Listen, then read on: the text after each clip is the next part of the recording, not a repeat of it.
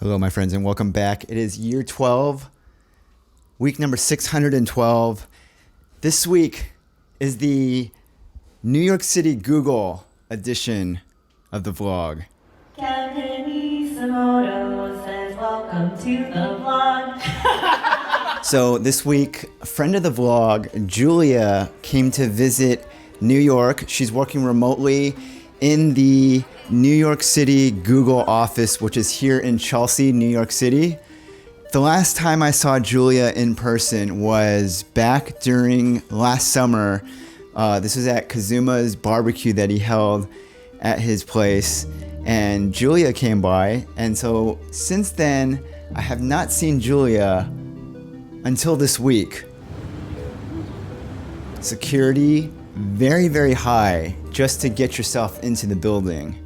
I could not pass up this opportunity because I know that there's just no way that I would ever get back into this building to be able to check it out. So while Julia was here, she offered to take me to the inside of Google headquarters here in New York, and I could not pass up this opportunity to go and check out what goes on in the depths of Google New York.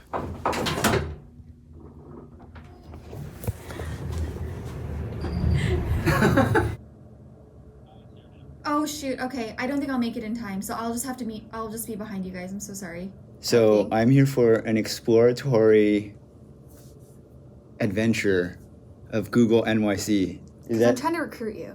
I see. Julia's trying to get me to work at Google/YouTube, and so this is kind of my trial run here, being inside of the office. Julia is a. Can we talk about what you do, or like what you're? Yeah, if Okay. you want. So Julia works remotely for Google and has been doing so for how many years? I think 5.5 years.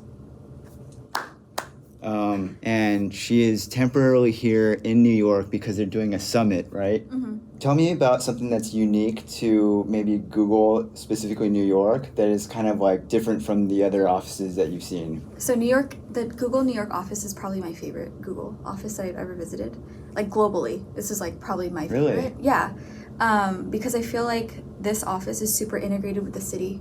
Whereas like headquarters, which is in Mountain View, it feels more like its own city within Mountain View. Do you know what I mean? So it's just Like you're kind of very much amongst your own people in this little island. Yeah. Versus here, you're in between 8th and 9th, but then you go out and you're like, oh yeah, there's everyone walking around, and it's just like normal kind of. But then it's like once you're in the building, you realize you're at Google. But around that, it's like, oh yeah, I am in New York City, just like in Chelsea. So I walked around in the building. Julia showed me around. It's like lots of little things on every floor to just kind of look at and entertain yourself with. There are two things here that I saw that were particularly interesting to me. First was on one of the floors they have a Lego room where they have Legos you can play with. They had a whole shelf or shelves of things that people have made in the past that were just on display up here. I thought it was just very interesting. This whole room or space within the floor that was dedicated to just Lego and Lego related products. What's your favorite color? And would you say that that color has kind of persisted your whole life, or has it kind of fluctuated over time? Wow, that's a good question. So I always say my favorite color is green, Oh, mine too. but I don't know why my favorite color is green. I think I just say my favorite color is green, but I don't know if it actually is my favorite color. Maybe That's because I was interesting, like, I don't want to say pink or purple. I don't want to be like the very stereotypical. Yeah. So then I would just say green, and then I just like kept it. I think green is very like gender neutral. It is. It In is. terms of like the stereotypical colors. Yeah. Yeah. But then when I think about it, I'm like, oh yeah, like green to me is like calm and like it's like nature. And I moved to Washington, so like I think genuinely now, like, oh yeah, I think it is my favorite color because like it usually represents like plants and trees and like outdoor, and anyway, Yeah. I do enjoy that. So yeah, there you go. The second thing that I thought was super cool was you can go and get roof access if you go onto the very top floor of this building. We're here on the rooftop of Google New York City, here with Julia, visiting. Rooftop terrace up here.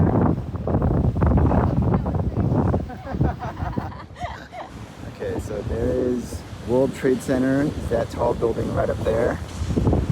So that would make my home somewhere in that general direction over there.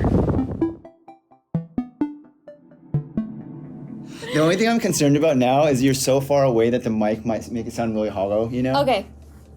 Okay. Ba-bam. What is a purchase you've made in recent memory, let's say within the past, 3 years, Yeah. that is $100 or less, give or take, that you feel has had a significant impact on your life, or you felt that you got true value out of this product? Oh, I can, yeah, immediately. Actually, I have one.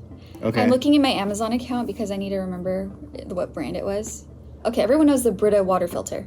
Yeah. Okay, so it's not Brita, but I think the brand is called Pure, P-U-R. Oh, yeah, I know about that. So it's not like the pitcher version. It's like the bigger version. You just set on your countertop. And it has a little dispenser? Yes, and it's like filtered water. Which, Oh, okay. I don't know why. I think now that I'm in Washington, I could probably just drink tap water, but I don't like, I like room temperature water, so does Lenny. We don't like cold water. So even though our new fridge has a water filter and inside of it, I'm like, oh, anyway, we've had this water filter for the last 2.5 years. Oh, okay. But yeah, we use it significantly every single day. Well, thanks for joining me on this interview today. Oh my gosh. We'll be getting back to you if Google feels you're a good fit for the company. I am a good fit for the company. I know I'm a good fit, so you guys better just kidding. You better not, ma'am, you better not make this mistake. If you say to them, okay, well, we'll be in touch, we'll be getting back to you, and they're like, oh, you will be getting back to me. If I don't get back to you first. Oh my gosh, can you imagine? This week, I just finished my painting a couple of days ago. This thing is now 100% complete. What you're looking at here is, imagine a drum set, okay? And then now imagine you're standing behind the drum set, like you're about to play it. You're kind of looking down at the drum set. I kind of wanted to make this whole thing feel a very abstract way of representing movement and kind of energy you feel when you're playing drums. Something I find very interesting is when you're playing music, or even when you're listening to music, there's a feeling you get of energy and sound moving through air.